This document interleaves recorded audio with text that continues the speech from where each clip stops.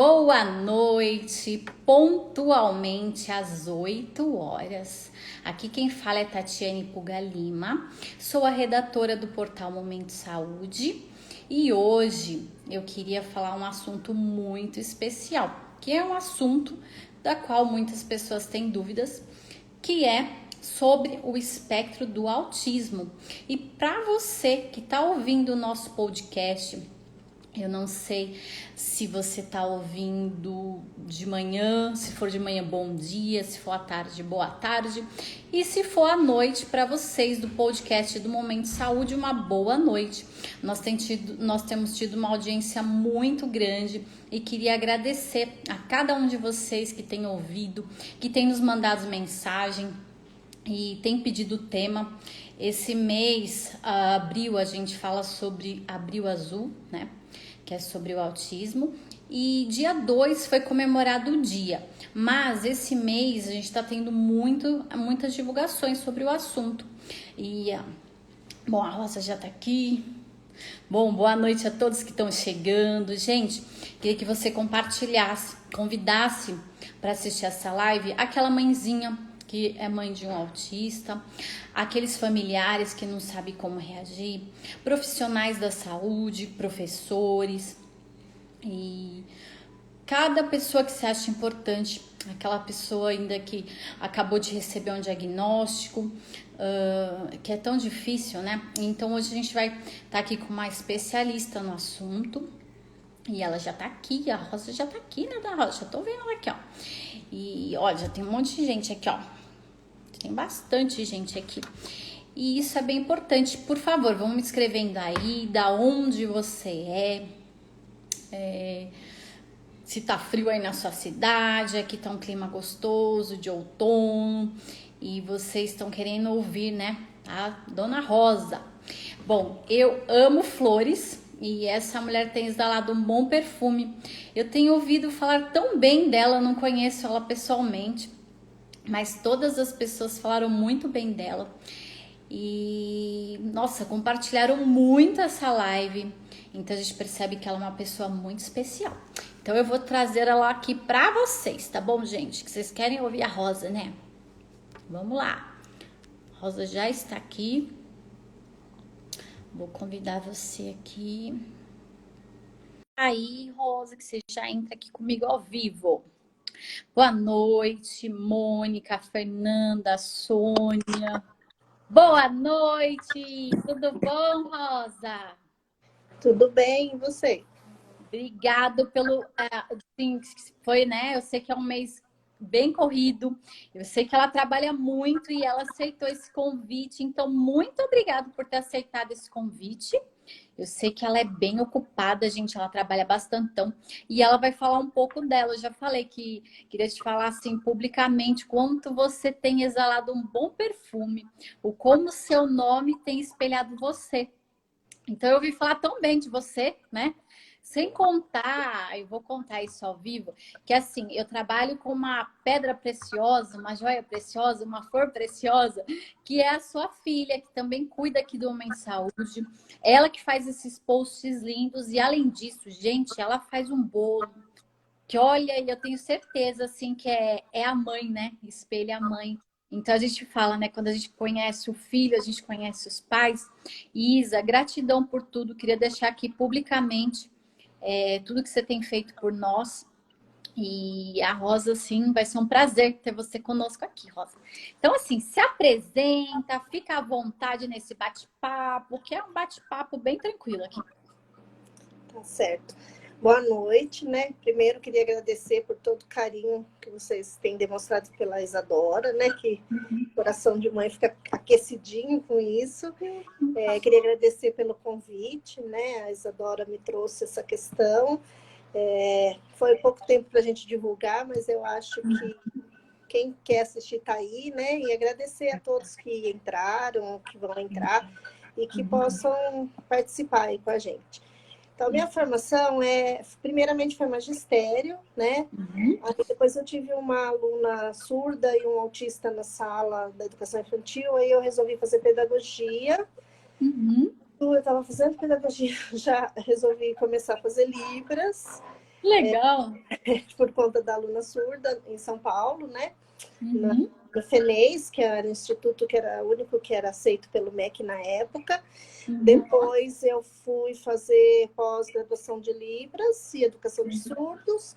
uhum, E como eu fui reenquadrada como chefe do setor de educação inclusiva da prefeitura, na uhum, época, eu resolvi também fazer, né, formação em educação especial e inclusiva e várias outros aperfeiçoamentos, né, na área de AEE, que é atendimento educacional especializado, de todas as deficiências. uhum, E aí tem essa experiência, né, que já vai para 34 anos na prefeitura, né, uhum, tanto na sala de aula como depois fora, mas eu gosto sempre de estar dentro para falar sobre os alunos, para tratar com as famílias, né? Com muito uhum, respeito, né? Pelas famílias, pelos uhum, profissionais que acolhem as crianças. uhum. Eu sei que não é fácil, né? Mas eu sei que é muito possível, né? E se a gente se engajar, se a gente compreender, souber olhar bem, né, Uhum, cada caso, eu falo que as pessoas esquecem, né, que a pedagogia também é uma ciência, né? sim. Uhum, E a nossa ciência, o nosso instrumento é a criança, né? A gente tem que analisar, pesquisar sobre a criança, sobre cada criança. Né? uhum, A gente ainda fala de educação inclusiva, mas já tem muitas pessoas tratando sobre educação personalizada, que uhum, né, fica muito esse mito que é só para aluno com deficiência, com uhum. transtorno, né? É para todo É, mundo, né? Principalmente, acho que a pandemia teve uma coisinha de positivo aí, né? Que é sim, trazer essa questão desse olhar personalizado, porque hoje muitas crianças estão com dificuldade, né? Nesse retorno muitas, depois de muitas. praticamente 2 anos, né? Fora da escola. Isso que Então, foi legal, assim, a gente vê, por isso, gente, ó, a gente está falando com uma profissional que ela faz todo esse acolhimento. Eu acho que a maior dificuldade que nós temos hoje é esse acolhimento, a inclusão, isso é muito difícil, né? E eu peguei alguns dados estatísticos. Em 2021, eu não sei se é porque os pais estiveram mais próximos dessas crianças ou o que aconteceram, que eles viram, eu peguei esses dados do Centro de Controle de Doenças e Prevenção, e ele fala que 1 a cada 44 crianças tem o espectro do autismo. E esse ano, gente, através do Marcos Mion e vários outros pessoas públicas, né, que resolveram expor isso, expor a família. Esse ano vai começar no IBGE a ter esses dados estatisticamente, porque até então não tinha, né, não tem dados sobre isso, não se sabe muito por quê. Ainda, quando a gente fala espectro do autismo, é algo muito amplo. Como a Rosa falou, cada um tem as suas particularidades. E às vezes o município não está preparado, a escola não está preparado. Então tem que ter todo um preparo, né, para trabalhar com cada um. Então eu queria que você falasse um pouquinho para nós, Rosa, assim, você sentiu isso mesmo? Teve esse aumento? Será que foi essa pandemia que as pessoas estiveram mais próximos e com isso aumentou esses dados? Ou será que já existiam esses dados e não e ninguém fazia nada, né? Não sei. então, na verdade, assim, quando a gente começa a ler bem sobre isso, não Uhum. é que não existiam tantas crianças, tantas pessoas com autismo. A Uhum. forma de avaliar era diferente, né? Ah, entendi. Que legal saber. Com a mudança do DMS-4 para o DMS-5, Uhum. abriu um leque onde cabem mais pessoas dentro do espectro, né? Uhum. Antigamente, quando você falava sobre autismo, eram pessoas que eram bem graves mesmo, né? Sim. Hoje, não, hoje cabe mais crianças, mais adultos, e o quanto mais cedo você avalia, Uhum. mais chance, né, de Uhum. intervenções positivas para essas crianças e possivelmente uma vida adulta mais tranquila, mais Uhum. próxima, né, da normalidade. Uhum. Muitas pessoas, às vezes, nem sabem que são autistas, né? A gente teve um professor que é da Unicamp Uhum. e ele descobriu com 33 anos que ele era autista, né? Nossa, então pode ter um diagnóstico na parte que a gente fala assim, né? Quando a gente fala transtorno de autismo, a gente imagina que é mais crianças. Então, uma pessoa adulta também Também pode pode ter. diagnosticar. Pode, porque na verdade, assim, com essa mudança, né, quando você avalia, são mais coisas, né? São três itens que se avalia, né? A questão Uhum. mesmo da linguagem, né? Que às vezes a pessoa fala, mas a comunicação não é uma comunicação recíproca, né? Não é um diálogo natural, né? Às vezes, está falando de um assunto, a pessoa está falando de outra, né? Uhum. Embora tenha fala, às vezes não tem uma ótima interação, não é uma comunicação de fato. Tem os que não são, né, que não utilizam nenhuma uma fala, né? Uhum. E tem os que, na verdade, apesar de ter a fala, é incompreensível, né? As pessoas têm muita dificuldade de entender. Uhum. E então, por ter pessoas que são muito quietos, na verdade, muito embora falem, são quietos, introvertidos, as pessoas às vezes acham que é timidez, né? Uhum. Ou é uma pessoa fechada. E aí, gradativamente, né, quando ela vai entrando nessa questão da avaliação, nem todo autista tem movimento repetitivo, como as pessoas acham, né? Tem uma ou outra estereotipia que às vezes é bem fácil, né? Algumas pessoas falam que até é um toque que a pessoa tem, né? É verdade. A questão da interação social também, né?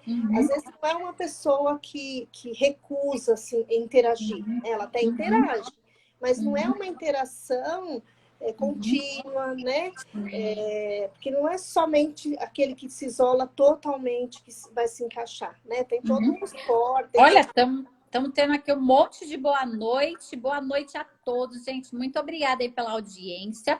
Olha, tem uma pessoa que escreveu, ó, estou em um grupo de funcionários do meu trabalho de pais que têm filhos com deficiências e os pais de autista têm descobertos que também são autistas.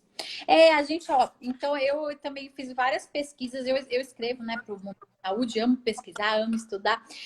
Tem essa parte que fala que é muito da genética, né, Rosa? Que passa de pai para filho. Mas tem casos, gente, que não são. Tem alguns casos pais normais que têm filhos com autismo. E aí, assim, falando disso, a gente começa assim, né? O que é o transtorno do espectro de autismo? Vamos começar assim do início. O que é isso, né? Porque é uma palavra meio estranha esse T aí. O que é isso, né? Tem se falado muito esse mês, mas muitas pessoas têm dúvida. Então, assim, o que é isso? Então, né, o TEA, né, que a gente fala, Uhum. que é o transtorno do espectro do autista, ele traz, né, algumas características que daí essa pessoa pode encaixar. São essas que eu disse, né, a questão da dificuldade da interação social, a questão da comunicação, que é uma comunicação restritiva ou porque não é verbal, ou porque é um verbal, mas não é tão expressivo assim, né? Nem sempre a comunicação consegue atingir os objetivos, e alguns que têm mesmo, né? Estereotipias muito graves que chamam atenção, como balançar as mãos, andar nas pontas dos pés, precisar se levantar. E tem algumas características que são importantes, né? Que a gente já consegue descobrir desde a infância, né? Isso que a gente tem. Do desenvolvimento, né? Já Isso. desde pequenininho, né? No CAD, a gente, que é o setor da prefeitura que eu trabalho, a gente começou já há algum tempo a fazer um projeto de prevenção. Porque o que acontecia muito era que a gente tinha muito poucos autistas na rede, mas eram autistas que foram avaliados tardiamente. O que é tardiamente? Né? Depois dos 8, 9, 10 anos. E aí eles já têm uma lacuna tão grande no processo de desenvolvimento que é bastante difícil você incluí-lo, né? E ser saudável para todos, essa inclusão, inclusive para eles, porque acaba sendo muito sofrida para eles também, né? E a gente começou um projeto de prevenção desde a creche, né? E aí tem profissionais que fazem, tem uma profissional em específico, né? Que ela vai nas creches, por todas as creches. Nós temos 64 escolas na rede, né? E temos creches e educação infantil. Ela visita, e quando a criança apresenta já algum quadro de atraso de linguagem, comportamento diferenciado, né? A gente já começa a cativar essa família, porque assim, ninguém espera ter um filho com deficiência ou ter um filho com autismo, né? A gente espera uma criança dentro do nosso sonho, né? Sim. E é muito difícil para as famílias entenderem, né, que essa criança não foi do jeito que ela planejou, mas que, na verdade, é o nosso bem maior, né? Que chegou com alguma diferença. Mas, às vezes, a família não tem outra criança para comparar, né? O desenvolvimento, se está ficando aquém ou não. Às vezes, a própria família oculta um pouco isso, porque não é fácil, né? Ainda tem muito mito de que a família que não educa, né? Preconceito. É muito triste a gente ver, às vezes, em restaurante, uma mãezinha aqui falando, né? Meu filho hoje, com 15 anos, foi diagnosticado pela rede de ensino com 9 anos e conseguimos, através da escola, ajudá-lo. Que ótimo! E assim, a gente vê assim, para os pais é difícil, aqueles olhares estranhos. Tem os pais que também, para eles falam assim, não, isso não, meu filho tem um problema de comportamento, de educação, também é difícil para aqueles pais, porque os familiares também olham daquele jeito diferente, ou às vezes compara com o outro, né? Ah, o priminho faz isso, o outro faz aquilo. Então, ainda existe muito isso do preconceito. Então, gente, quando você vê uma família, uma criança, ou às vezes um adolescente, ou até um jovem, que os pais estão tendo alguma dificuldade, não fica olhando estranho, deixa eles no momento deles. Eu acho que vai muito de nós também, né? Aquele olhar, né, de julgo e ficar olhando o que está acontecendo, o que foi. Porque podia ser conosco, né? Então, como a Rosa falou, é Deus que escolhe. Se Deus escolheu aquela família, porque Ele sabe que aquela família, ela é especial e ela vai ter um amor que aquela criança precisa. Mas para aquela família, às vezes a gente vai num restaurante que tem uma moça, né? E ela leva os brinquedos dela para conseguir almoçar. E aqueles paizinhos, para eles, eu sei que é difícil, que vai a mãe, vai um pouco, vai o pai, às vezes ela fica muito assustada, ela grita e ela pega os brinquedos e ela tem que se acalmar e ela canta. E aí todo mundo começa a olhar. E eu começo a orar e falar, Senhor, acalma o coração desse pai, dessa filha. Porque para aqueles pais, imagina poder sair, né? É tão difícil, né, Rosa? Porque muitos deles também não gostam de sair. Para eles é difícil sair da conforto. Tem a parte das mãezinhas que eu tenho grupos da seletividade alimentar, que é tão difícil, gente, essa parte da alimentação é muito difícil. Então, se aquele paizinho, aquela mãezinha conseguiu levar ele naquele lugar, gente, deixa no momento deles, não vai lá intervir. Às vezes a gente vê pessoas, né, que quer ir lá perguntar, que ajuda, que sabe. Então, assim, é muito difícil, né, Rosa? Então, eu queria que você falasse assim, Rosa, para os espectadores, para nós, o que fazer se a gente encontra algum paizinho, uma mãezinha que está passando por essa dificuldade lá com o filho deles? Então, o primeiro ponto é para a pessoa, né, sentir empatia, saber se colocar no lugar dessa família, né, não emitir julgamento, né, é muito comum e as mães trazem muito isso, né, de crianças que têm alguma deficiência mais grave e o autismo propriamente dito, porque tem deficiência que não é tão visível, né, então as pessoas nem percebem, mas quando tem uma questão de comportamento, né, às vezes eles têm algum comportamento disruptivo, tem birra, tem alguma crise, as pessoas se chocam, né, e as pessoas olham para a família como se elas tivessem culpa do que a criança está fazendo, e na verdade não, né, elas têm direito de estar naquele local com o comportamento que é possível neste momento, e quanto mais ela participar, quanto mais ela tiver acesso e se acostumar aos locais públicos, menos ela vai ter essa reação, né? Agora, muitas vezes tem famílias que choram, que trazem esse sofrimento que é, né? O olhar de reprovação de outras pessoas, né? Isso é muito difícil, né? Porque, assim, só quem passa sabe o que é, né? Eu falo de um lugar que a gente vive com as famílias, mas eu não sei exatamente o que as famílias passam, né?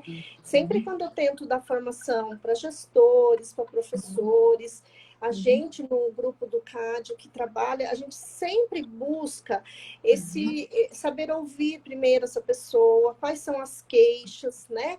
Apesar de ser um atendimento público, a gente tenta fazer com a maior qualidade possível, né?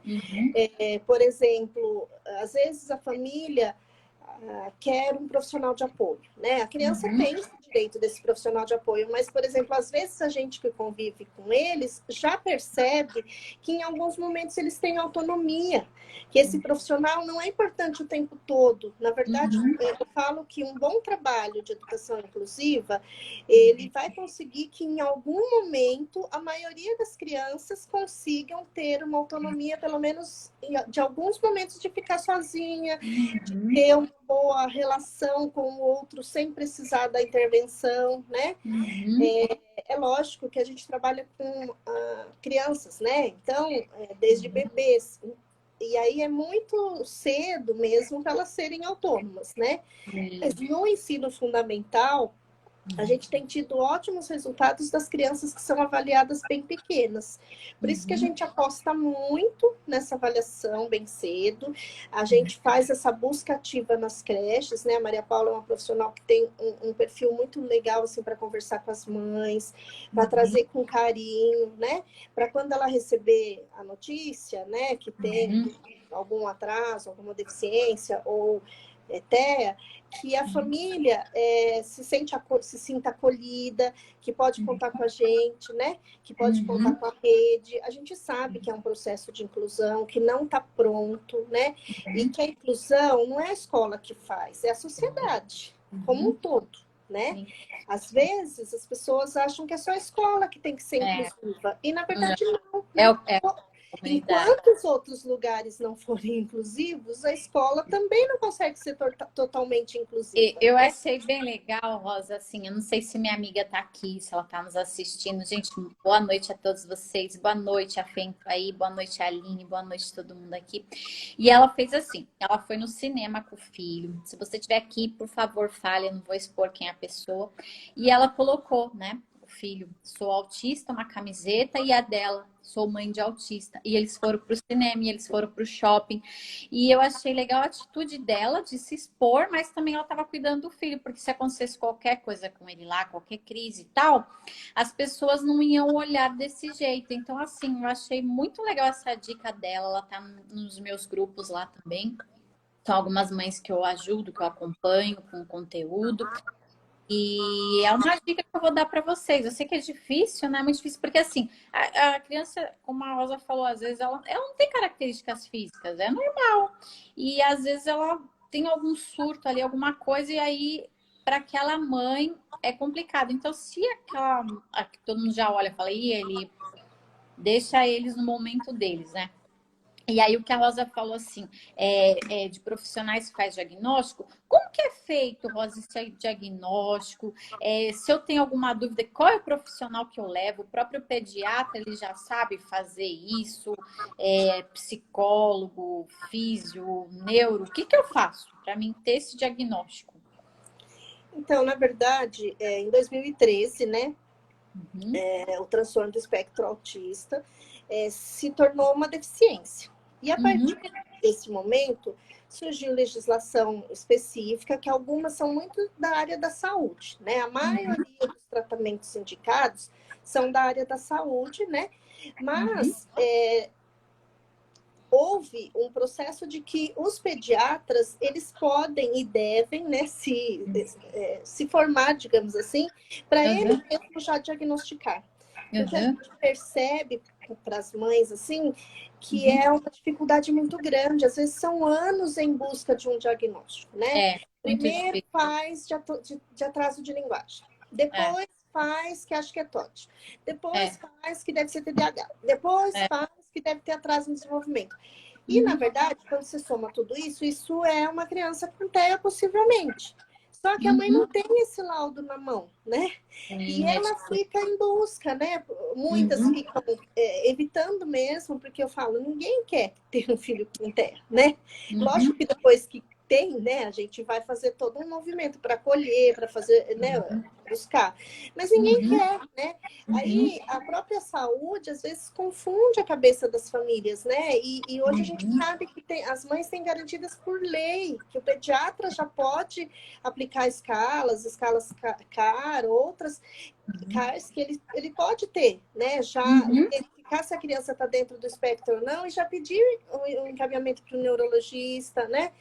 E aí, ou psiquiatra, e aí às vezes não, fica muito tempo, e às vezes a família está sofrendo, porque a escola também não entende, né? Por que a criança reage assim se ela não tem nada, né? Porque a mãe fala, não, ele não tem nada. Tá, mas ele surta, ele faz isso, ele faz aquilo, né?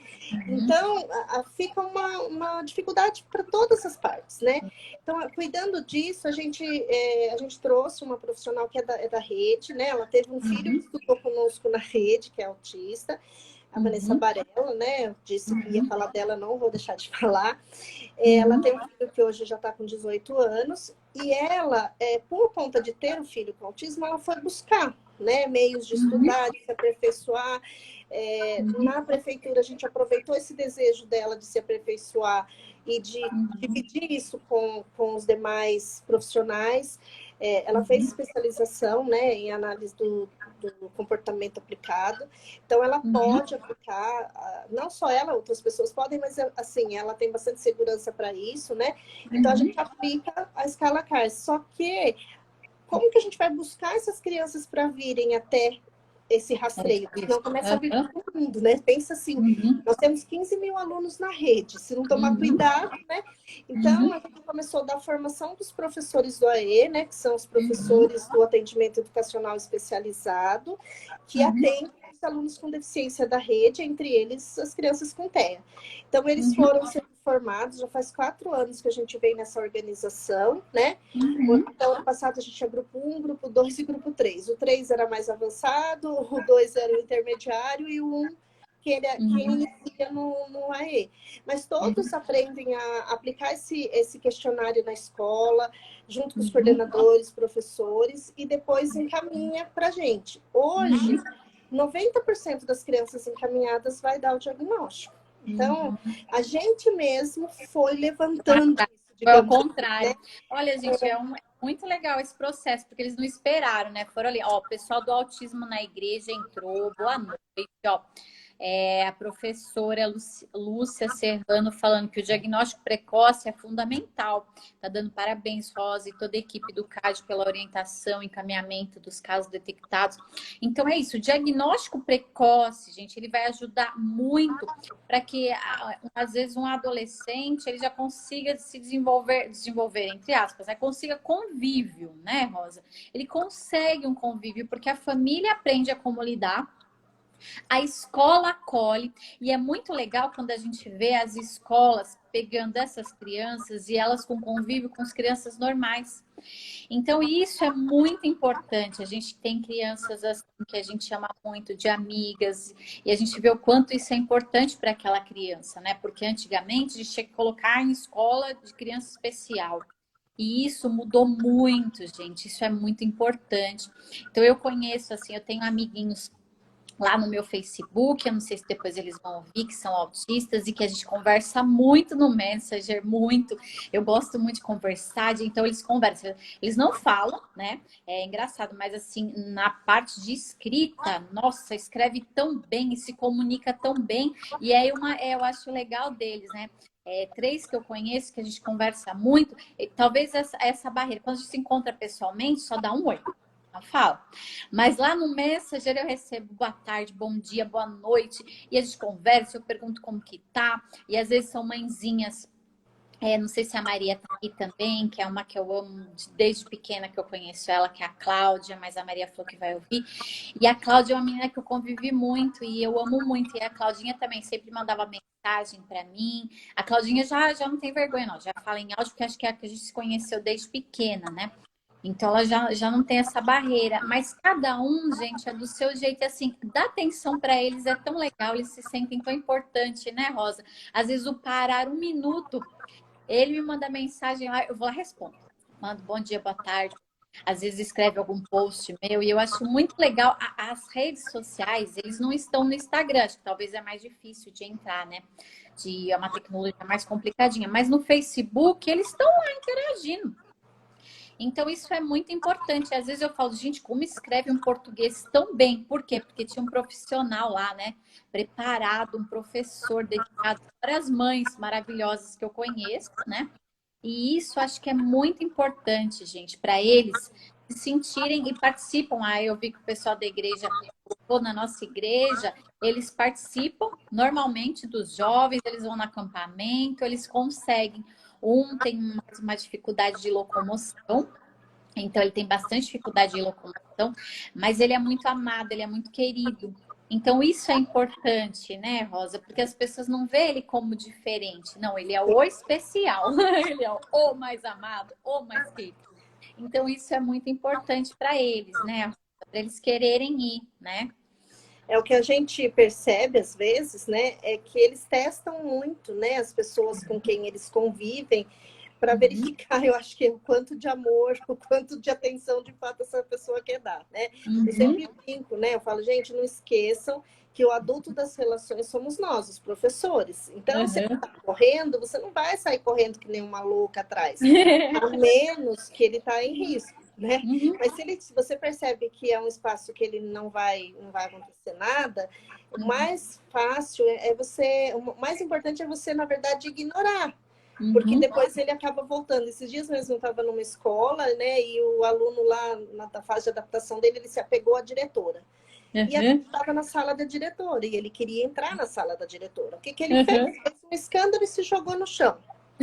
Aí todo mundo ignorou, não deu um segundo, ele levantou e saiu. Tipo, não adiantou, né? E às vezes a gente alimenta isso, né? Não faz isso. Ou então, que coisa feia.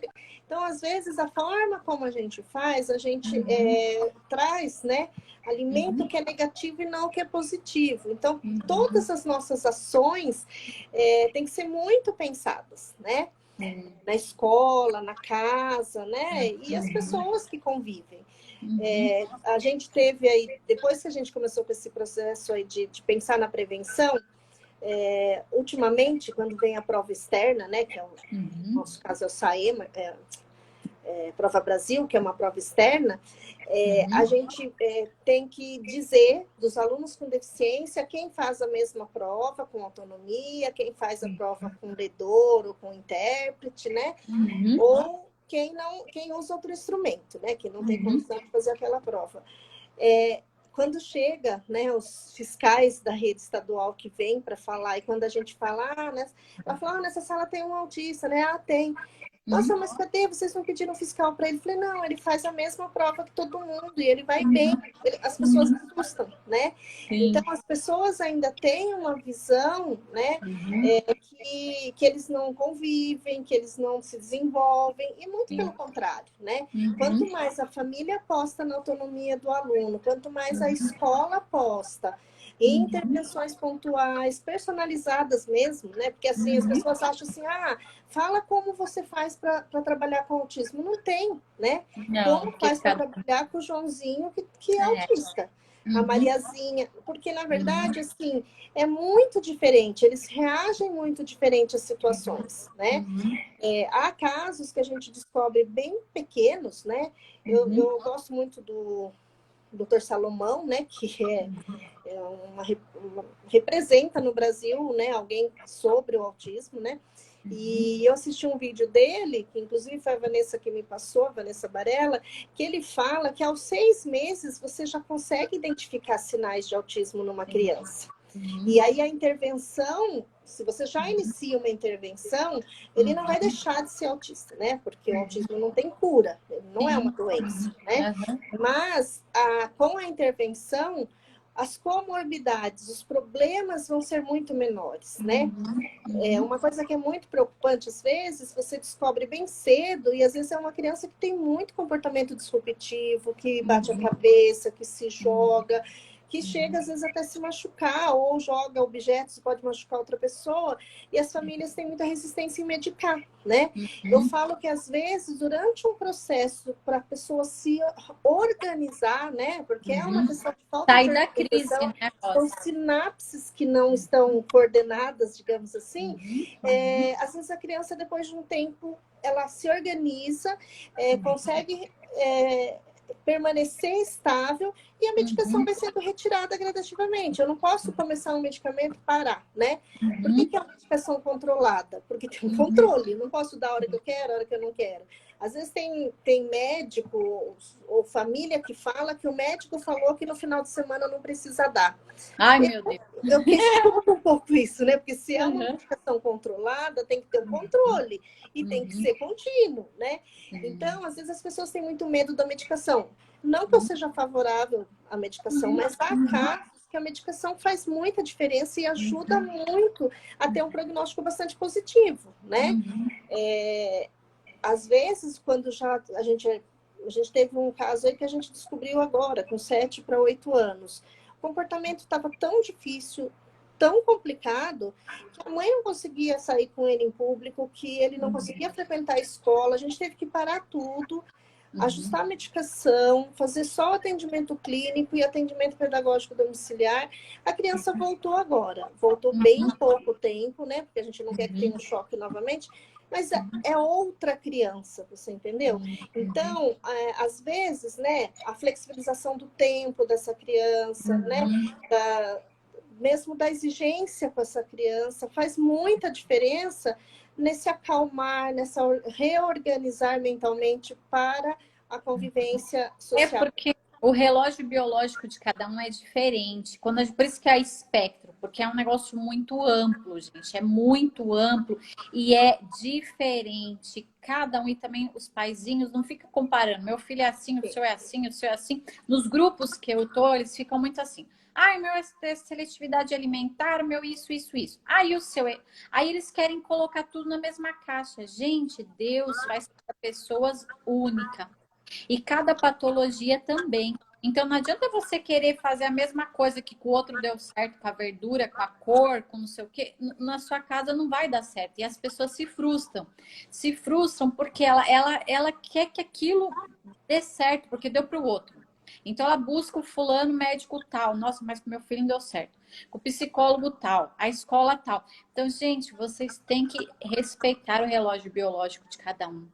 Ver no seu lar, pai e mãe, família, avós estarem preparados para tudo isso que vão passar. E às vezes, sim, que para os pais é um desgaste muito grande. Eu convivo com essas mãezinhas, e hoje essas mãezinhas de jovens, queria que se um dia elas quiserem falar, seria tão importante, porque já são jovens, 20 e poucos anos, 30 anos, e é outra fase tranquila, acho que a maior dificuldade é que quando é pequeno, né? E essa cobrança da escola, igual a Rosa falou, às vezes ela não vai conseguir entrar no começo do ano, ela vai ter que esperar um pouquinho para depois ela conseguir acompanhar essa turma, para a professora se adaptar.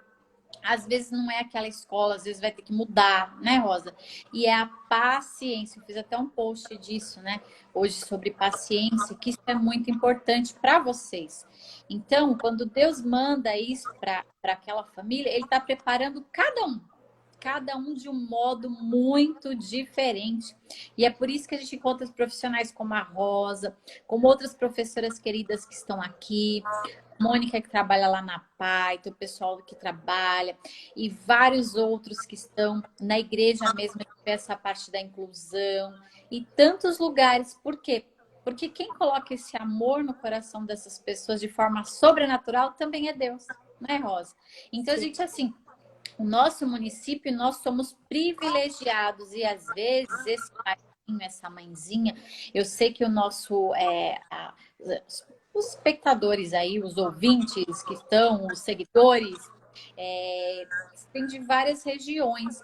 E às vezes, Rosa, a gente vê municípios que eles não têm condição nenhuma e não tem suporte nenhum para aquela criança. Isso é muito difícil, né? Então a gente vê como nós somos privilegiados aqui, porque, gente, olha só, eles vão até a escola. E não é assim ficar esperando, né, Rosa? Porque isso também, o impacto na saúde é menor, né? Na saúde e na educação.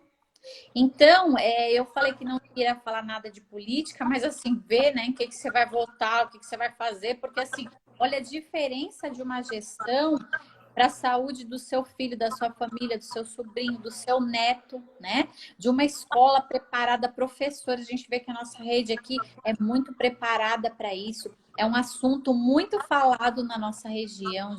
Eu não sei se é porque nós estamos no estado de São Paulo, mas no nosso estado isso assim é bem preparado. E a gente vê que em outros estados não tem esse preparo, né? Então a gente vê assim, E é muito difícil para essa mãezinha que às vezes tem que andar tanto, tem que para levar esse filho para fazer um tratamento, né? Buscar uma escola, e as escolas não estão preparadas. Então, eu conheço mãezinhas, Rosa, que as escolas falam, não, tira seu filho, porque a gente não consegue lidar com ele. Não, vai para outra. O que a gente orienta normalmente é que antes de tomar uma providência dessa, que não vou dar conta, que não. Assim, preparado ninguém tá. Começa Não. pelas famílias, né? É aquilo que eu falei. Nenhuma família está preparada para receber uma criança com deficiência. Ela espera um filho que não tenha nenhuma questão. E muito menos ter, né? E a gente sabe que dependendo do caso é mais grave, é mais difícil, né? E também os professores não estão, né? As pessoas acham que você vai estar preparado para esperar a criança vir, né? Ou com uma deficiência ou com outra. E, na verdade, assim, não existe esse preparo, né? Eu falo que a criança não chega à toa na sua sala de aula. Ela chega que é para você estar precisando aprender sobre isso. Né? O que eu sempre tentava fazer com as mães, porque quando eu recebi a minha primeira aluna surda, e ela não tinha comunicação nenhuma, a mãe falou assim, eu espero que você saiba como lidar com ela. Eu falei, olha, eu sei lidar com criança. E é assim que eu vou trabalhar com ela, porque antes dela ser surda, ela é uma criança, e ela tem os desejos de uma criança, e qualquer criança tem esse desejo, né? Como uma criança. O caminho, às vezes, que eles querem, as coisas que são diferentes. Eu fui buscar depois Libras, né? Me encantei, e eu agradeço muito, né, por ter tido a Angélica como minha primeira aluna surda, e depois eu tive outros. Também fui pesquisar depois sobre autismo, porque eu tive um aluno autista bastante grave em sala de aula, e naquela época a gente não tinha profissional de apoio, o número de alunos era o mesmo, como é hoje, não tinha ninguém para dar esse suporte, né? Mas não é impossível, é difícil, mas não é impossível. Então, o que eu falo, né, muito para as mães, que às vezes o professor fala, eu não estou preparado. Ele não está preparado para nenhum aluno, na verdade, né? Ele tem pedagogia, mas cada aluno traz uma necessidade diferente. Se a gente for pensar, assim como a família, né, quer uma criança que não tenha nenhuma dificuldade, e às vezes a família tem um filho que nem tem deficiência, nem tem nada, mas vai ser usuário, vai dar muito trabalho, a família também não estava preparada para esse filho, né? Os professores também não estão preparados para a maioria dos alunos, principalmente agora após a pandemia, né? As pessoas mudaram muito, as pessoas estão muito impacientes, as pessoas estão muito imediatistas, né? As pessoas estão antissociais, né? Então, mudou muito, nós mudamos muito nesse momento, né? O que eu falo sempre para os educadores é que nós não podemos dizer para os pais que nós não estamos preparados para trabalhar com o filho dele, porque nós estamos preparados para trabalhar com criança. E a partir do momento que está lá uma criança, seja com qual dificuldade for, nós vamos trabalhar em parceria com a mãe. Mãe, eu não estou conseguindo ficar 5 horas com ele. É possível reduzir? É possível ele chegar mais cedo ou mais tarde? Porque, assim, tem muita criança com autismo ou com algum comportamento disruptivo que ele entrar no ambiente, numa sala de aula lotada, ele tem crise. E se ele já estiver lá e depois os alunos entrarem, o comportamento dele é outro, né? Assim como na hora do intervalo, que tem muito barulho, né? Que eu falo que escola é barulho, não adianta você querer silêncio na hora do intervalo, porque não vai ter. E a gente teve uma aluna que a gente chegou à conclusão, a mãe, que ela tinha que usar fone de ouvido durante o tempo que ela estivesse em ambiente ruidoso. Acabou as crises disruptivas. Então, a gente tem que ir descobrindo o que essa criança precisa. Por exemplo, agora estou numa preocupação aí com algumas creches, escolas que são de período integral e que tem criança autista que talvez, nem sei se é de fato por uma questão de seleção, né, seletividade alimentar, ou se é pelo barulho que tem no refeitório, eles não estão se alimentando, né? Então, tem que pensar, ponderar. É saudável ficar 8 horas sem comer, né? E assim, não, nós vemos assim também, Rosa, que ficaram praticamente 2 anos fora da escola. Então, para voltar, tem aqueles pequenininhos que nunca nem foram. Então, imagina, gente, sair da mãe, ir para a escola, é difícil, né? Esse vínculo. Eu lembro o primeiro dia que minha filha foi para a escola, eu chorei tanto, tanto, tanto, tanto. Até hoje ela brinca comigo quando chega, agora já é, como diz, ela já é uma moça, que ela tem 9 anos, né? E quando ela vai pra escola no primeiro dia de aula, ela fala, mãe, você não vai chorar, né? Fala, não, agora eu vou fazer festa. Mas já é difícil, né? Essa adaptação para uma criança normal já é difícil. Mas, Rosa, eu vou falar assim, de pais que não trabalhavam crianças normais, tá? Que não cuidava dessa parte alimentar da criança.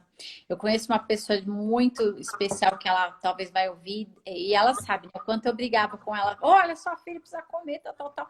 E aí essa criança tá na escola e quando liga, ai, seu filho não comeu nada hoje. Ela fala, mas em casa também não comia. Ah, mas eu dou leite, mas eu faço isso. E a gente fala, mas se você tá agindo errado, então, e eu falei para ela, falei, você vai lá e fala para a professora a verdade, que você só dá porcaria para o seu filho, que sua filha não come.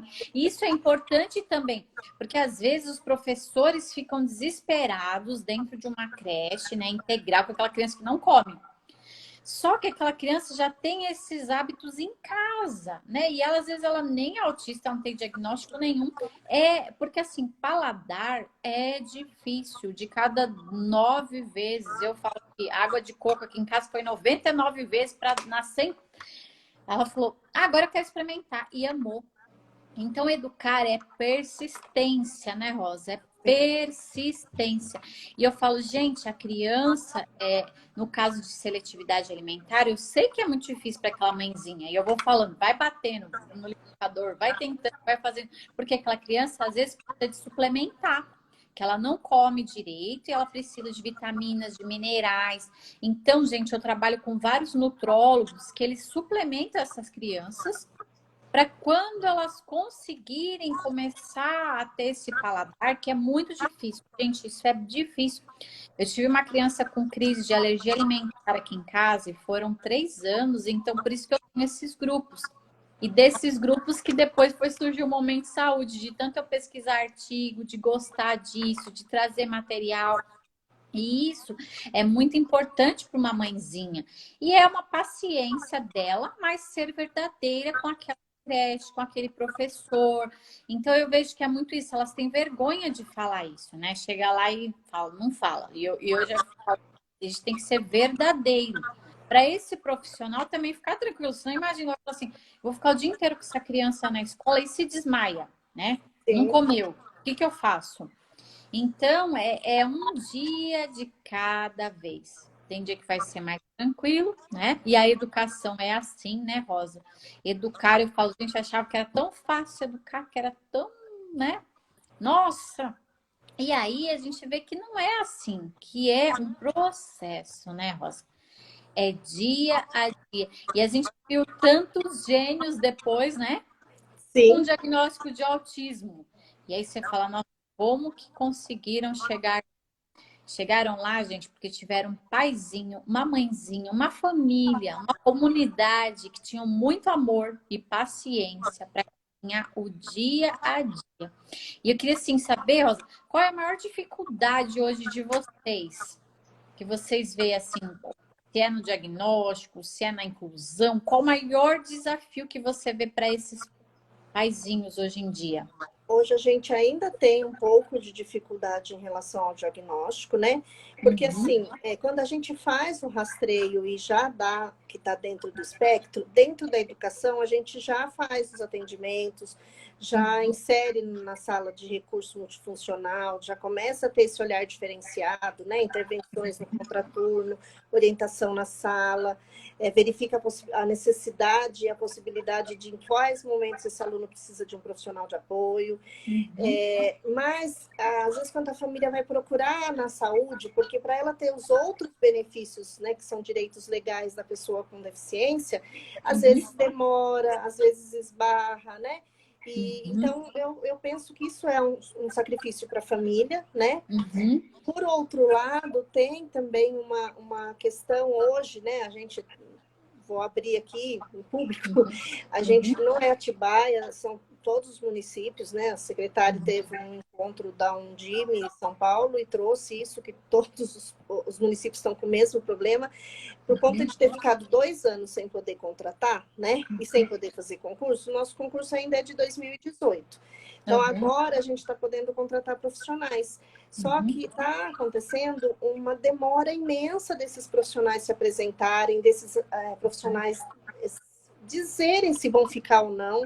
Então, cada Uhum. profissional chamado demora por volta de 40 dias. A gente tem que esperar 40 dias para ver se ele Nossa, desistiu e não apareceu para poder chamar outro. E nossa. isso tem causado um estresse muito grande nas famílias. Eu Uhum. entendo muito o sofrimento delas, né? Entendo a dificuldade da escola, porque quando você não tem um profissional de apoio, em muitos momentos é difícil. Eu Uhum. digo que não é impossível. É possível Uhum. sim, né? Uhum. Mas precisa daí muita conversa, muita parceria, né? Porque a inclusão é coletiva, né? Precisa muito do gestor, do professor, de outros profissionais se abrirem para um suporte que ele pode considerar que não é ele que deva fazer, né? Assim Uhum. como as famílias, que em alguns dias talvez não possa levar, que uns dias tem que buscar mais cedo, porque a criança não ficou bem, né? Não é um momento que a gente gostaria de estar passando, né? Uhum. A gente busca sempre. Por que, que a gente faz essa busca ativa, né? Por que, que faz essa prevenção? Para a gente sempre saber quanto vai precisar para o ano que vem, né? De profissional. E, na verdade, a gente não tem conseguido fazer isso, né? Uhum. É muito sofrido para as famílias, eu sei, né? Mas também é muito Uhum. sofrido para nós, né? As pessoas falam, é muito fácil para vocês que estão aí do outro lado. Não é muito fácil, né? Porque a gente está lá com a demanda, a gente sabe quem está precisando, e tem Uhum. hora que você sabe que fulano precisaria mais, mas ele estuda de Uhum. manhã e o profissional só pode à tarde, porque a gente trabalha muito com estagiários. Olha, e Então, tem isso um é muito agravante. sofrido, né? E tem um agravante maior, gente. Na pandemia, assim, agora tá mais tranquilo, mas tem aqueles que testam positivo, que daí tem que esperar essa quinzena, e aí aquele profissional já estava comprometido com aquele local e não pode ir. Então, assim, é muito complicado tudo isso, né? Então, a Sim. gente vê que isso dificultou também muito o processo, mas eu queria encorajar vocês, se tem dúvida, se tem um diagnóstico, se não tem, de correr atrás de algum profissional. Às vezes faz uma vaquinha, o Momento Saúde, a gente surgiu também, por isso que a gente trabalha com doenças raras, patologias, que é difícil, né? Mas hoje existe muitos portais de vaquinhas online. Às vezes você não tem aquele dinheiro para fazer uma consulta, mas a gente vai adiante. O brasileiro ele é muito solícito, né? E às vezes passa no particular, até você ter esse diagnóstico e não ficar deixando. O pior, gente, é deixar para que para essa criança 6 vezes faz muita diferença, né, Rosa? Muita diferença. Você imagina que quando, né, o doutor Salomão fala que quando a mãe carrega o seu bebê e vai amamentar e o colo não é o melhor lugar para a criança, ela prefere o berço, ela prefere o isolamento, já é para chamar atenção isso, né? Uhum, Porque o bebê, quando ele mama, ele olha para a gente, ele olha no olho, né? uhum, E aí a criança que talvez tenha, né, uma possibilidade de ser aí dentro do espectro, ela já não tem esse olhar, já não gosta, já se incomoda, né?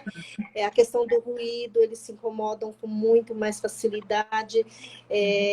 Então, assim, já dá para você ir olhando e ficando atento, né? A gente orienta isso nas creches para os nossos profissionais já irem olhando, aí a gente observa um período, a gente não vai logo, mãe, ele tem alguma coisa, não, vai observando, vai tentando estimular, né? Tem formas de você estimular o olho no olho, tem formas de você estimular o tato, né? Aceitar mais, melhor o tato, estímulo da fala, para depois a gente ver que mesmo com um estímulo mais focado na necessidade dessa criança, ela não avança, que a gente chama essa mãe, que a gente conversa, né?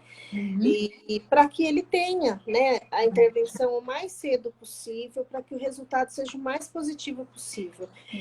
Vou dizer de números, né, que a gente tem na rede hoje. Nós estamos com 214 crianças com diagnóstico mesmo de TEA já, né? uhum. E há um tempo atrás, bem pouco tempo atrás, por volta de uns 5, 6 anos, eu tinha por volta de 10 alunos. E eu não Nossa. conseguia trabalhar com esses 10 alunos. Foi Uhum, por conta dessa dificuldade, porque eu socorria as escolas o tempo todo, porque mesmo com uhum, profissional de apoio não tinha condição desse aluno uhum. permanecer. E às vezes é E longe, né, Rosa? A nossa região é grande demais, gente. A nossa cidade é muito grande. Sim, quando a gente viu que esse número estava aumentando, e era um aumento pequeno na época, mas de um ano para o outro teve um aumento de 10 para 30. Né? Já era um sinal, né, que esses 1 para 44 um dia ia chegar, né? E É. aí a gente já começou a estruturar isso, né? De chamar profissionais que tivessem alguma experiência, que tivessem interesse, né? Porque eu falo que para trabalhar na educação, a pessoa precisa muito querer estudar, né? Ela precisa ser Mas, investigativa, Rosa, em pesquisadora, todas as áreas. toda. Mas o Rosa, em professor, todas as áreas. ele tem uma questão, né, que é uma diversidade de alunos que você recebe, uma diversidade de necessidades dentro da sala de aula, né? E assim, às vezes as pessoas me perguntam, mas quantos autistas pode ter numa sala de aula? Quantos matricularem? Né? Você vai tirar o direito dessa criança de estar na escola? Às vezes naquele bairro só tem aquela escola, como é que você vai mandar ir para outra? Né? Teve um caso na rede de uma escola que abriu integral, ensino integral. No primeiro ano tinha 9 crianças com deficiência na mesma sala, e várias deficiências, né? 2 TEA, um com síndrome de Down, outro com paralisia. E assim, foi possível? Foi. Né? Então, às vezes, a gente questiona muito antes de tentar fazer, né? E eu falo assim, que o discurso de falar para os pais que nós, educadores, não estamos preparados, não combina mais. Não E, Rosa, cola mais. você Porque falando hoje, isso. você entrou no Google, você consegue informação. Sim. Então, todo mundo está preparado para receber aluno, sim, seja com qual deficiência for. Vai precisar de ajuda? Vai, mas ele está preparado. Por isso que é assim, né? É difícil que eu recebi isso. Minha filha tinha alergia alimentar e eu bati em escolas que falou assim: não, aqui a gente não aceita. Depois, quando estava curado, se ela quiser vir aqui, aí eu falo, nossa. Então, assim, na rede particular a gente vê isso. Não, aqui não, sabe? Então, a gente sente isso. E eu acho muito legal isso da rede pública, de ter toda essa inclusão, né? Todo esse preparo do município, mas se não tem assim também essa comunidade dos pais, gente, interação. Gente, dentro do Facebook tem muita comunidade. Se você, mãezinha, que está ouvindo a gente, que você é sozinha na sua cidade, eu tenho alguns grupos que eu posso indicar para você. Se você pode começar a sua jornada na sua cidade, de começar a mover uma prefeitura, de você começar a mover uma escola, você conseguir encontrar outras mães. Então, isso é muito importante para você, porque sozinho é difícil. Mas é quando você começa a se unir. Aí você vai ver que dentro daquela cidade tem várias pessoas, várias famílias precisando de uma ajuda. Aí vocês conseguem, às vezes, mover uma prefeitura, uma Secretaria da Saúde, como aconteceu aqui na nossa cidade, né? Então, isso foi um movimento.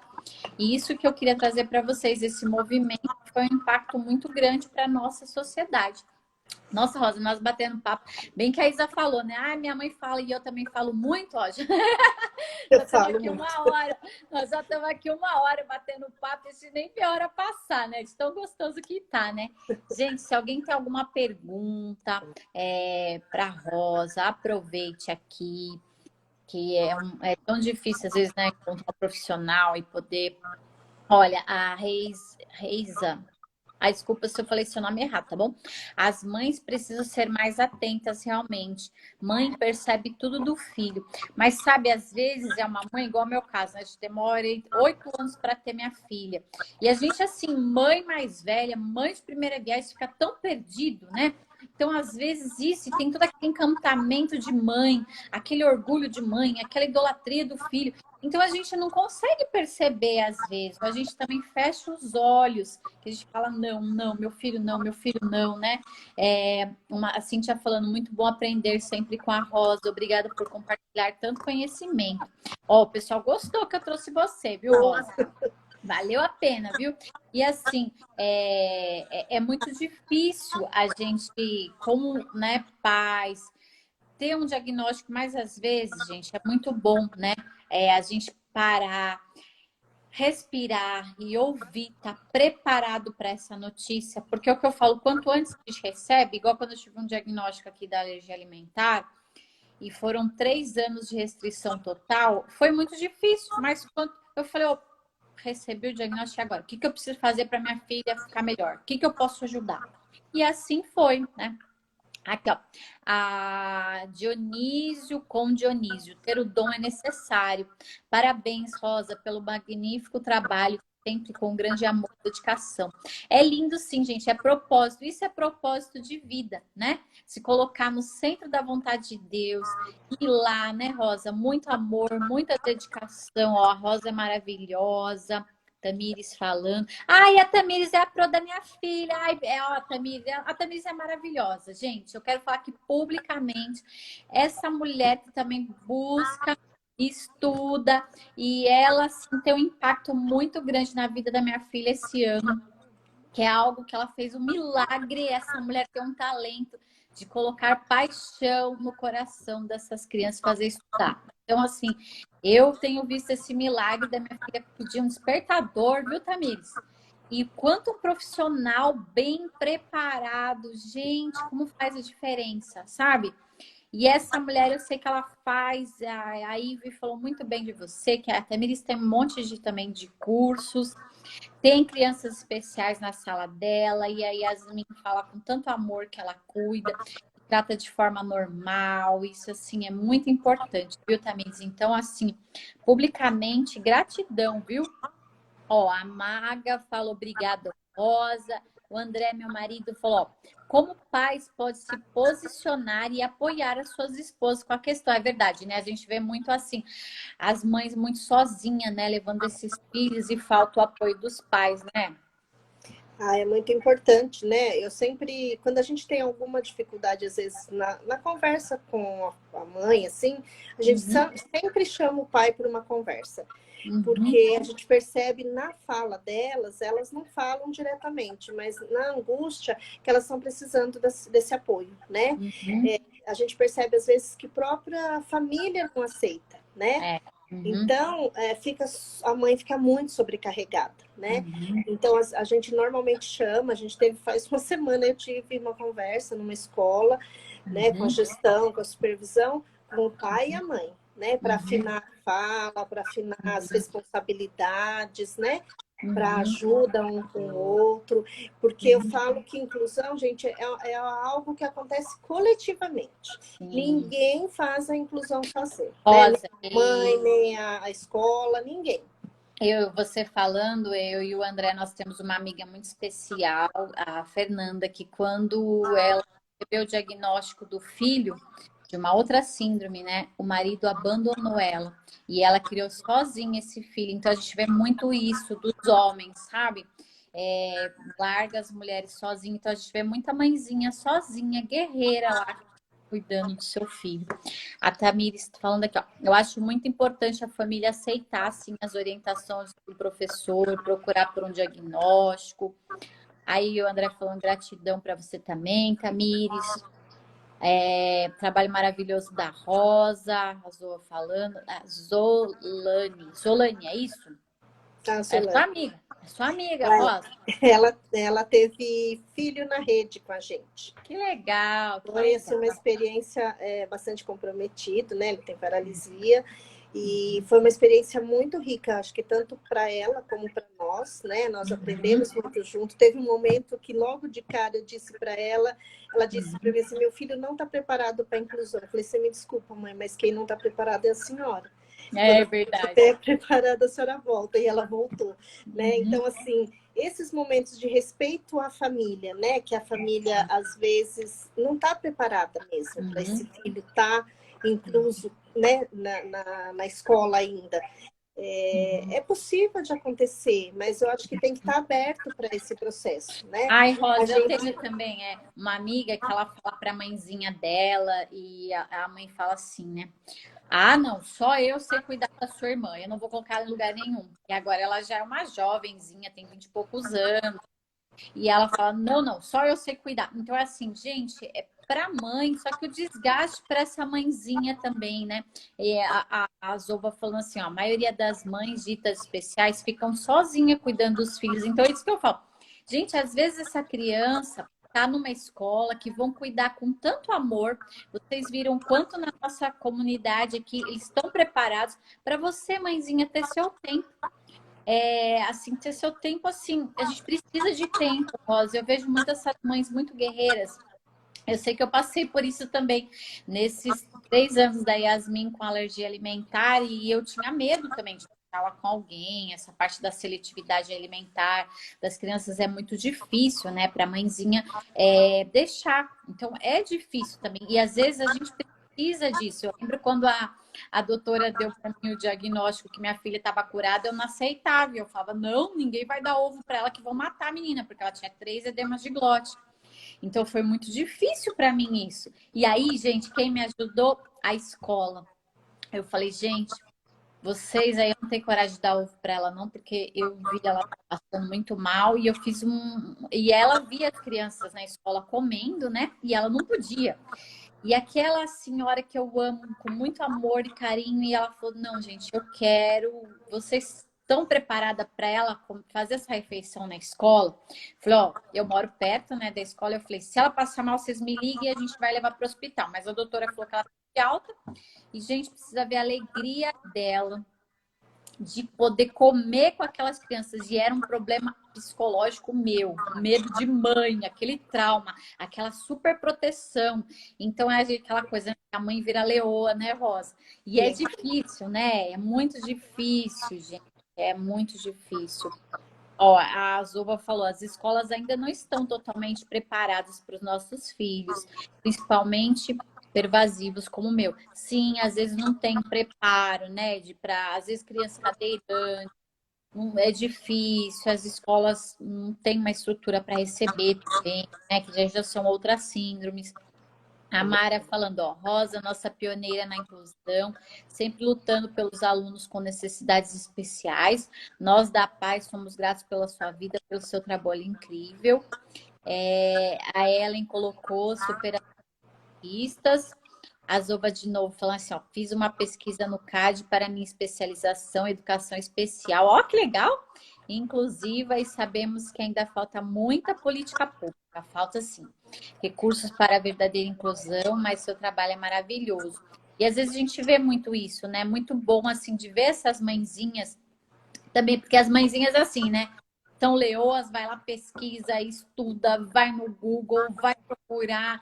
Gente, hoje tem tantos médicos para a gente seguir, né? Igual a Rosa falou, esse doutor é maravilhoso, eu sigo ele também.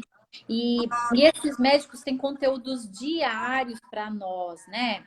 E eles, gente, também eles respondem tanta coisa, tantos psicólogos, psiquiatras. Então, a gente, assim, tem trazido esses profissionais para essas lives para você ter um fácil acesso. Para você ver que esses profissionais, eu sei que tem uma agenda lotada, é cansativo, né, Rosa? Deixar uma hora, mas é difícil, porque para a Rosa daqui ela teve o preparo, gente, né? Assim, ai, né? Não, aquela. É uma horinha, mas para chegar essa hora, né, Rosa? Ainda mais a gente que foi de última hora, porque não, o dia do autismo já foi a semana passada, eu sei que é o mês, né? Então, assim, é importante a gente falar, né, de tudo isso. E aqui no nosso canal, gente, a gente tem muito conteúdo. Se você tem alguma dúvida, pode nos escrever. A gente tem quem vai responder para vocês é a Isa. Ô, Isa, manda ver, põe o telefone da sua mãe para todo mundo. Pode mandar ver, dar o telefone da Rosa aí para todo mundo. Mas é legal, sim, para a gente poder ajudar, né? Aproximar pessoas. Esse é o meu propósito, aproximar pessoas. Aqueles que estão lá no momento muito difícil, aqueles que já passaram, né? Igual a Rosa já está nessa jornada, já está ajudando uma comunidade, já está trabalhando. Quantos anos, Rosa, que você falou nessa área? Já tá? Na prefeitura eu estou há 34 anos. Nossa! Como chefe, né, da divisão de educação inclusiva, eu estou desde 2004. Que legal! Bastante tempo, né? Mas legal. eu já tinha tido toda a experiência na escola, né? De os alunos. E aí me incumbiu de tentar qualificar o trabalho com as pessoas com deficiência, né? A gente tenta realizar isso por demanda, né? Cada ano a gente tenta acompanhar a demanda, tenta melhorar, né? Desses últimos 3 anos, né, incluindo esse, a gente está com essa dificuldade de melhorar, de ampliar, a gente está tentando atender, né, o básico, né? Mas a gente todo ano tenta mudar alguma coisa. E eu queria aproveitar aqui o espaço, agradecer, né, toda a equipe do CAAD, todos os profissionais que trabalham comigo.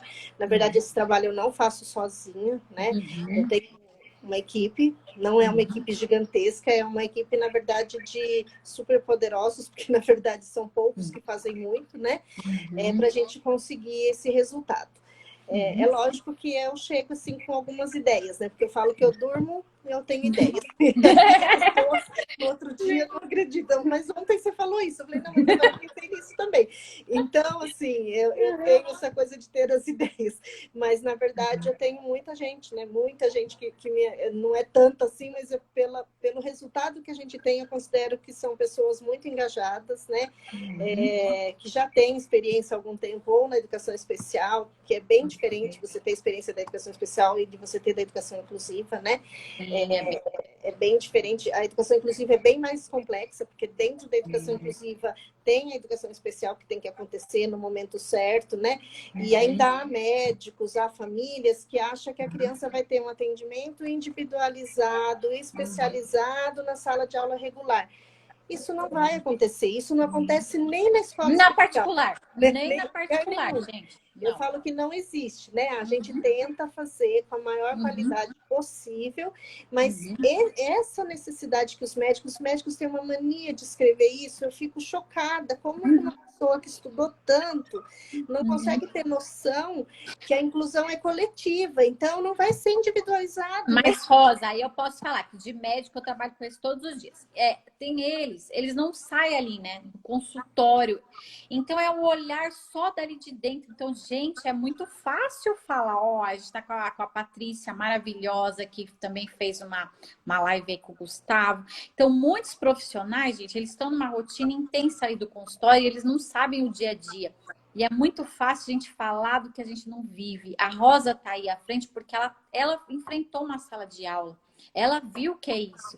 Então, quando ela tem uma equipe, ela tem essa empatia porque ela passou por isso.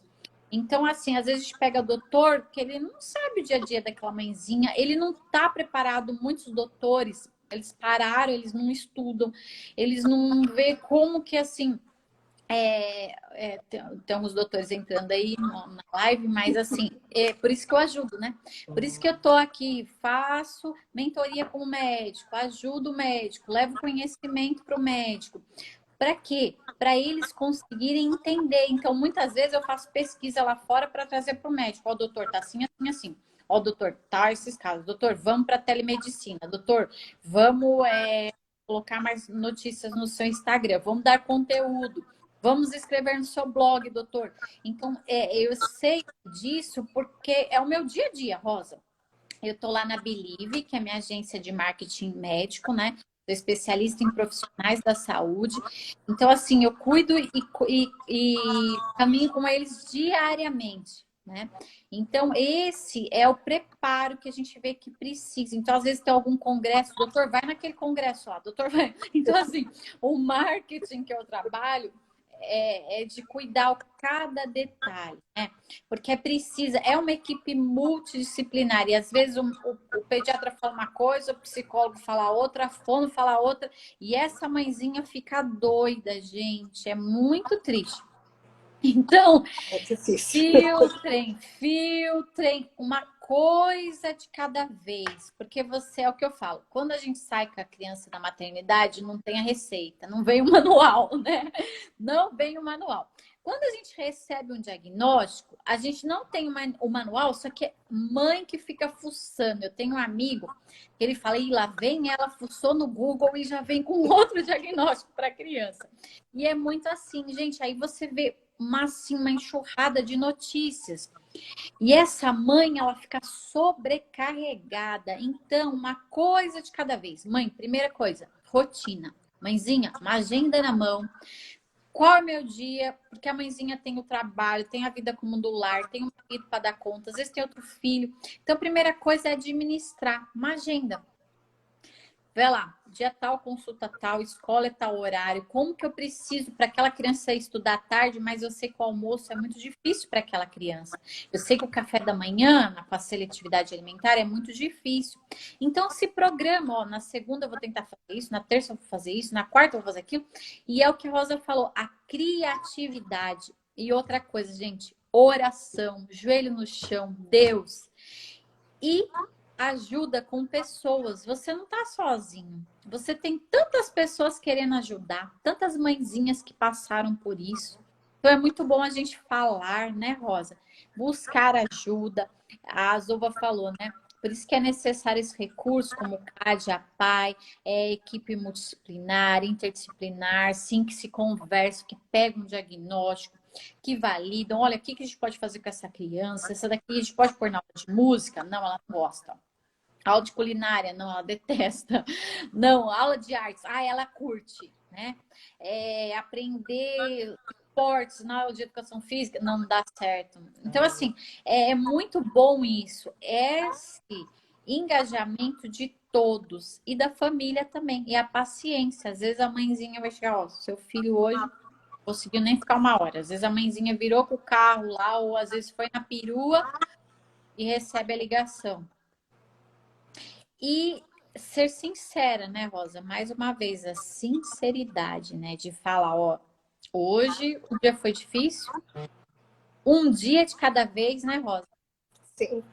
O que eu sempre falo para os educadores, que quando a gente está conhecendo a criança, a gente não pode já logo de cara ir falando para a mãe o que a criança não sabe fazer, não dá conta de fazer, porque a gente não conhece a criança, né? De início, o que a gente pede é o apoio da mãe nesse momento da adaptação. Alguns precisam que seja um menor tempo e depois vai ampliando. Outros já começam com todo o tempo, mas no fim acabam precisando reduzir. Precisa organizar a entrada, às vezes diferenciada, saída, né? Às vezes para tirar do ruído. Então, tem várias coisas que tem que ter um olhar atento, né? E eu falo assim, que do mesmo jeito que a mãe não pode vir dizer como a professora tem que dar aula, a professora não pode perguntar para a mãe como é que ela vai dar aula, né? Ela tem que saber dar aula, né, com esse aluno lá e como ela vai, para quem ela tem que pedir ajuda. Para o seu coordenador, para o seu gestor, para o CAD, no caso de Atibaia, né? Para os especialistas que atendem essa criança e para a mãe, porque muitas mães já aprenderam a lidar, já sabem como agir e conseguem dar essa orientação, né? Essa parceria com a família é fundamental para que a inclusão aconteça, né? Quando a gente sabe conversar com a família, a gente sabe ouvir, porque eu falo que primeiro a família precisa ser ouvida. Depois a gente pode falar, né? Porque daí você já conheceu essa família. O que eu percebo muito, né? As famílias querendo muito falar e às vezes as pessoas também querem falar, né? O gestor quer falar, a professora quer falar. Mas antes da gente falar, a gente precisa ouvir, né? E às vezes a gente nem tem resposta naquele momento para a família, né? Eu normalmente falo, olha, eu vou observar, depois que eu observar seu filho, a gente volta a conversar. Analisar o processo. Às vezes a criança está na nossa rede desde pequena e a gente observa, olha relatos desde da educação infantil, você consegue trazer elementos que convencem essa família de buscar um tratamento ou de entender que seu filho está ficando autônomo e a mãe não percebeu ainda, né? Porque eu falo que ou é 8 ou 80, né? Ou não quer nada para o filho, né? E ele precisa, ou quer tudo e o filho nem está precisando mais, né? E como é também, às vezes, o professor. Tem professor que é desesperado, ele quer tudo, né, pronto para ele fazer. E não tem, né? O aluno cada dia é um dia, né? Cada aluno é um aluno e a gente vai aprendendo com eles. Eu falo que nesse período todo que eu trabalhei, né? Até na faculdade eu tive alunos. Imagina você ensinar Libras para alunos com baixa visão e com cegueira. Foi uma experiência. Eu não consegui, eu visual, tentei. né? É uma língua Eu tentei, visual, a pessoa não eu tentei enxerga, fazer, né? eu tentei fazer e Eu não falo consegui. que eu passei por um processo desse, foi um pouquinho antes da pandemia, a gente acabou não concluindo o curso, né? Presencialmente, mas me instigou várias coisas essa situação, né? Porque é um direito do aluno, né? Aprender Libras, muito embora ele não enxergue, né? E como que você faz isso? Como que você muda a sua estrutura, a sua estratégia de ensinar, né? Porque os alunos olham na minha mão e aprendem. Teoricamente, é assim que tu aprende É, Libras, né? Mas eu não não é assim, consigo. né? Eu não Tem outras, consegui. tem outras estratégias que a gente começou a usar e que acabou, que estava surtindo um efeito. Falei que eu estava aprendendo, criando uma metodologia nova, mas veio a pandemia e parou o curso. Falei que gostaria de retornar até com essa turma. Mas, assim, aparentemente, você acha que você já está dominando a metodologia de ensinar algo, já está...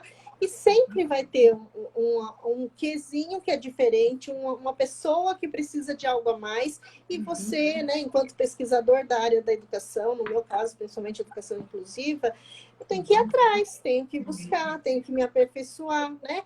E eu acho que todo educador tem que ter esse olhar, né?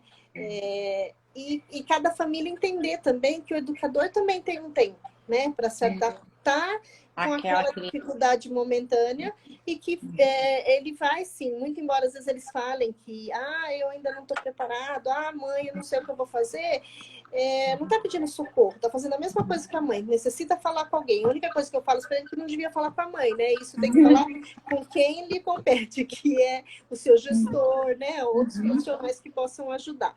Mas a gente tem tido resultados positivos, não está fácil esse ano, é um dos anos mais difíceis que eu tenho passado, né? Porque não depende exatamente do dia a dia, não depende de nós, né? É um processo que depende de quem vem, se quer vir mesmo, depende de RH, depende de contratação, depende de uma série de coisas, né? Mas a gente tem tido diretores pacientes, muitos pais pacientes, alguns nem tanto, de diretores também, alguns nem tanto, mas eu acho que cada um tem, né, o seu processo de compreensão. Seu momento. E eu entendo, né, até eu dei uma palestra para os gestores, eu falei, gente, eu sou daquele tempo que eu não tinha profissional de apoio, mas o aluno estava na sala de aula, né?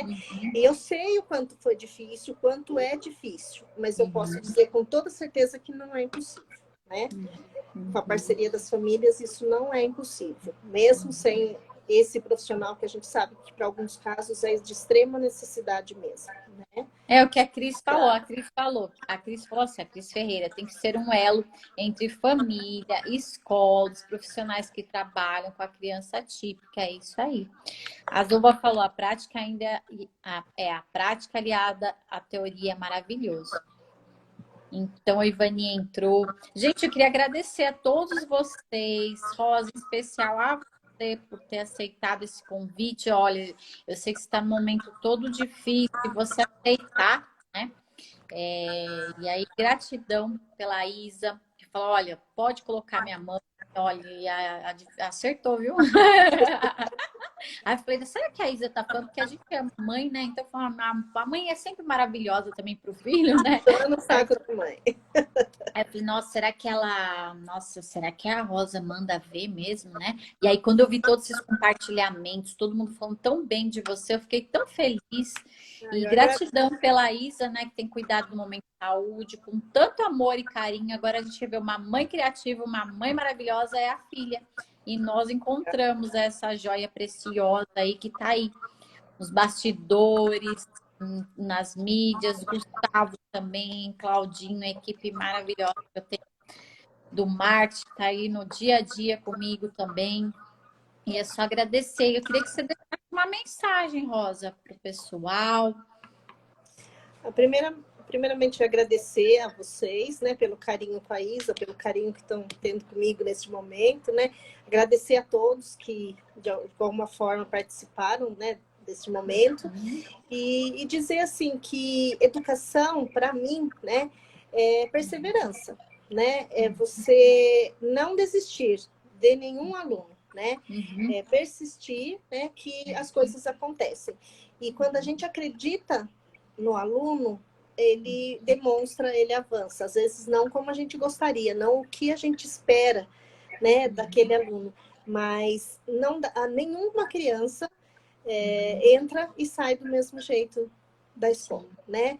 Por mais dificuldade que eles tenham, a gente percebe uma diferença enorme. A minha irmã está aí na live, ela teve um aluno que ela acompanhou, como profissional de apoio na época, e a gente achava que ele, assim, não sabia se o diagnóstico dele, né? Se ele enxergava, se ele ouvia, se ele sentia cheiro, não se sabia, né, o que tinha.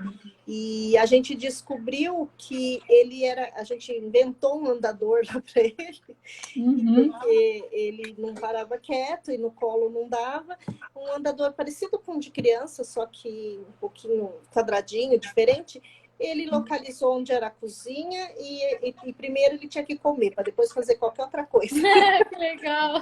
Ele vinha de uma outra escola. Depois que a gente descobriu que ele não almoçava em lugar nenhum, por isso que ele já chegava querendo almoçar. Então, assim, ele não tinha nenhuma condição de fala, né? A gente não sabia nem se compreendia o que a gente dizia, e ele conseguiu mostrar o que ele queria e o que ele precisava. Então, às vezes, nas crianças que a gente assim, menos espera, né, uma evolução, uma autonomia, ela vem, né? É só a gente ter olhos para ver. Isso é muito importante, o dia a dia, né? Ver a evolução. Então, eu só tenho a agradecer a todo mundo. Gente, vai ficar salva essa live, vai ficar salva o podcast também. Essa live vira um podcast dentro lá do Momento Saúde, do portal. E, Rosa, gratidão, nós vamos finalizar. Gratidão a todas as mensagens que eu não consegui visualizar no final, que tem um monte de mensagem, Rosa. Mas gratidão a todos, porque a gente, ó, já tá aqui quase 1h30, né? E amanhã a Rosa tem que acordar cedo, que ó, amanhã, né, sexta-feira, aqui também, dia especial para nós. E agradecer a todos aí, viu, Rosa? Gratidão, que Deus abençoe você, que te dê sabedoria a todos esses profissionais, muito amor, que assim derrame amor em todos vocês, para esses paizinhos, para essas mãezinhas, paciência e um dia de cada vez. Deus abençoe a cada um e uma boa noite para vocês. Tchau, tchau, gente. Você bem, tchau.